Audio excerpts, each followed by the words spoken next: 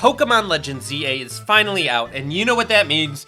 New Mega Evolutions. Most of you have already had the chance to play the game, and for those who haven't, you probably just want to hear about some new forms of classic Pokemon. Now, I do have a past history of playing VGC. However, this ranking will not be based upon anything competitive because we don't even know what these Pokemon's abilities are. How can I make a real judgment on them? Now, you could go off of stats and movesets, and I think plenty of other people have already done that, so no. We're ranking these Pokemon based on aura. Which Megas are mogging the others, and which have no Riz. We're only doing new Mega Pokemon because if Lucario was on this list, why, he would have soloed the entire video because he's the Aura Pokemon and the first Mega Evolution. Capiche? And I think a good way to start this video to really set the tone of what I'll be doing here by covering any new Mega is with the Starmie, Patrick Star. This guy is going straight up into S tier.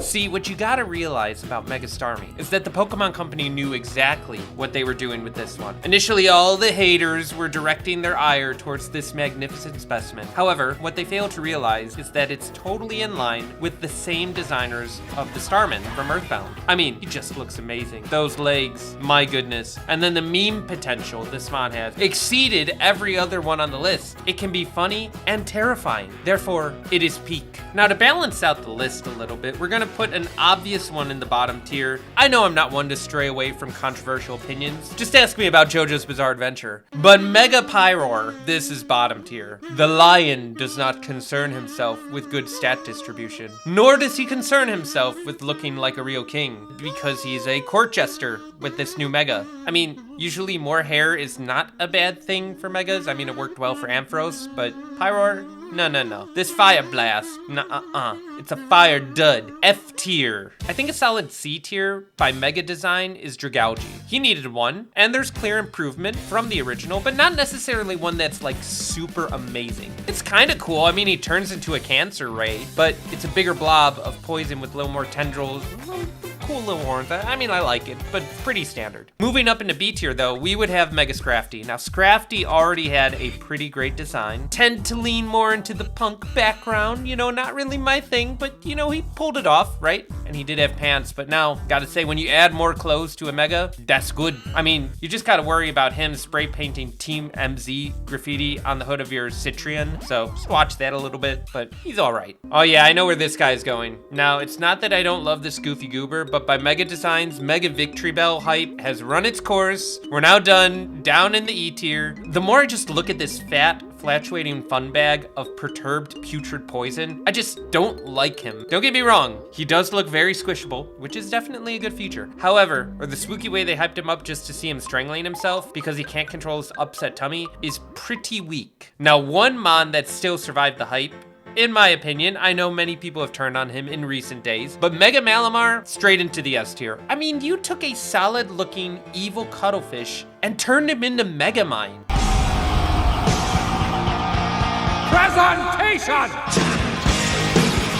I mean, his body is a literal M. This guy has been unfairly maligned in recent weeks due to his stats not being as crazy as some people wanted it to be. But look at that noggin. He's cooking something devious in there. Just you wait. And I don't care if his ability's contrary still. He's gonna be useful. This guy's got all of Lumio City worshiping him. And obviously, that's for defeating Metro Emma. Speaking of ones that were hyped up before release, Mega Hawlucha. Solid A tier. Hawlucha already had a fantastic design. This one goes above and beyond full Nacho Libre, except it kind of looks like he quit his job at the local fighting gym to become an aura farmer in a rural town of Kalos. Oh my goodness, I don't remember X and Y so bad. I don't remember any of the cities. Wait, what are the towns in Kalos?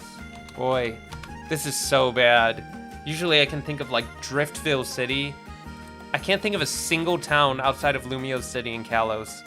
I literally put rural town in Kalos.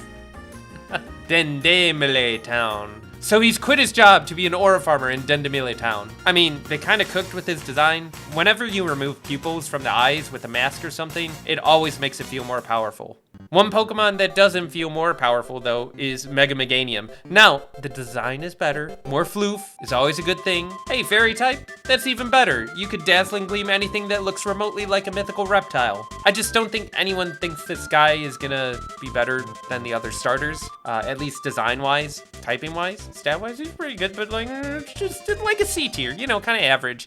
Then maybe we could jump up to B tier, probably put Emboar in there. Slightly better because he has a pretty dope-looking design to begin with. This gives him like a little bump above that. I like that he has a Fire Staff. I mean, pretty goated for getting through a tough upgrade process on Origins. So yeah, B tier sounds good for him. And to round off the starters for this game, we'll move up to A tier to slap the Totodile mascot right in there. Feraligatr was just boosted even more than when it had Dragon Dance, Sheer Force, and Life Orb. This beefy boy took a page out of Reggie Drago's book and became a people's Pokemon. When I first saw the design, I really didn't understand it. That's before the big mouth came down to do a chomp.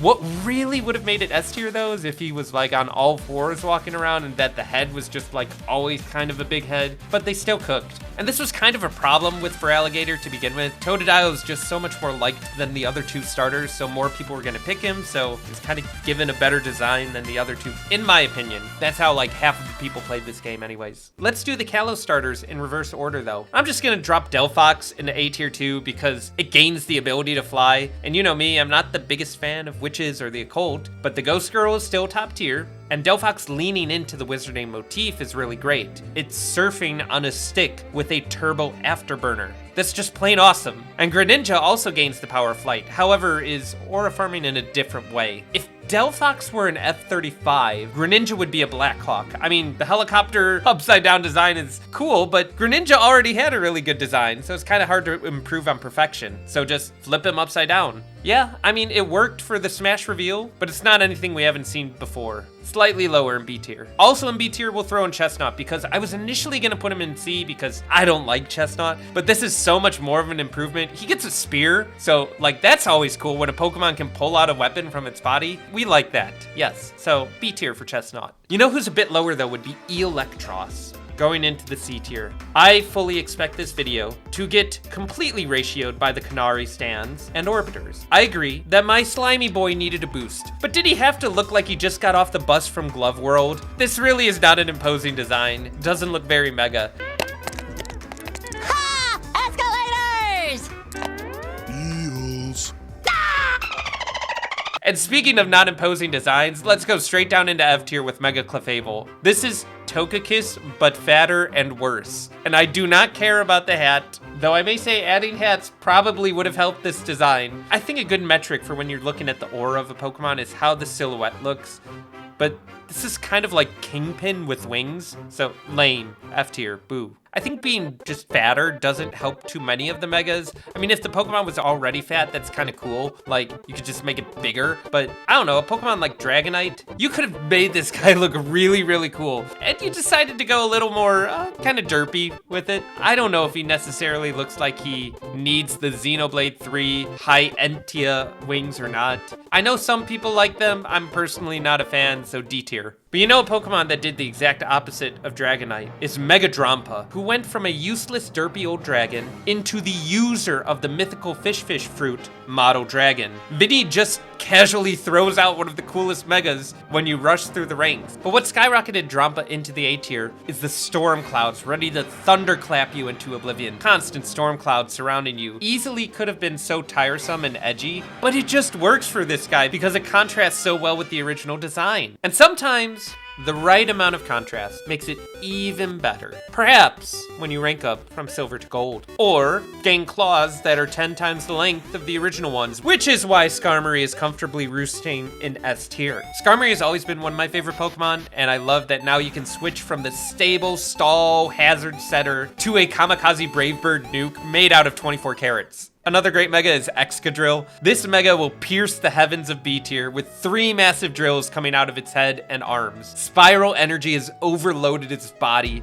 and just caused him to barely outspeed Garchomp, which means a new sheriff is in town. What holds him back ever so slightly is that he's still kind of tiny, which, I mean, he's a mole man from Hollow Earth. What do you expect? At least now he can increase his digging power, which will be able to help Clayton's mining operation of rare earth elements and get Unova better tariff deals. Now there are are two Pokemon that do the exact same thing when they Mega Evolve, and they're pretty awesome. They just gain more of the thing that they already have. And that's Chandelure, who becomes a bigger, spookier Chandelure, and Barbaracle, who just gains a bunch of hands to become the Devil Incarnate.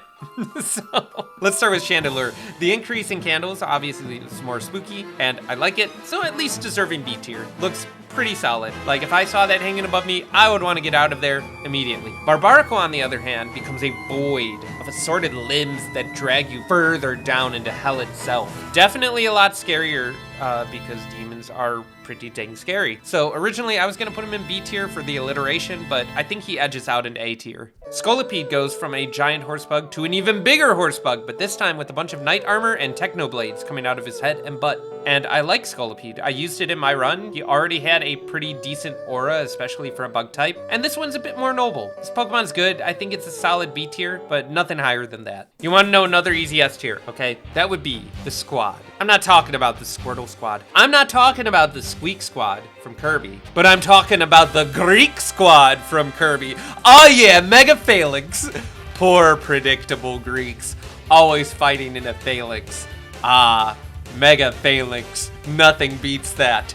And it's true. Really, every part of this guy is just putting in the work. The leader is bigger and sharper than ever. He's got a sword, he's got a shield, truly being the representative of Gen 8. And it really comes down to the one in the middle, who's the linchpin of this cheer squad. Excellent design. And finally, for the non-spoiler megas, we have Froslass, one of my favorite Pokemon that I used in competitive for a while. I love this Mon, and all it took for her to completely embody the Yuki Onna was a Mega Evolution. Her normal form still has that kind of cute Pokemon charm to it, but since Glalie got a Mega by snapping his jaw, Froslass deserved one too. And this one is très élégant.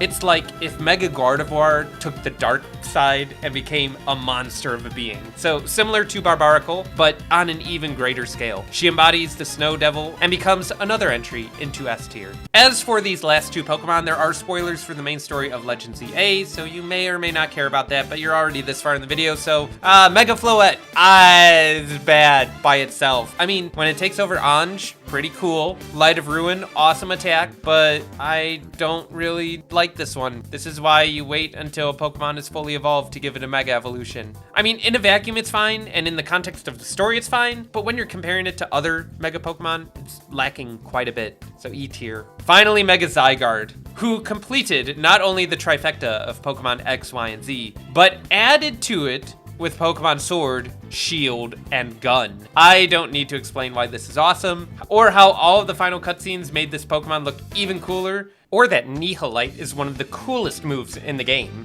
or that it's probably the strongest Pokemon, period, based on everything we've seen so far, or that he's had the best character arc of any legendary Pokemon because he was considered the worst for the longest time and now is probably the best. I think it's safe to say he's an S tier. Yeah. So that's my list. Let me know what you think in the comments down below. I'll be sure to follow up when we get the new Megaverse Pokemon coming in the DLC. Let me know what your favorite Mega is and which ones you hope to see in the DLC. God bless, and I'll see you all next time.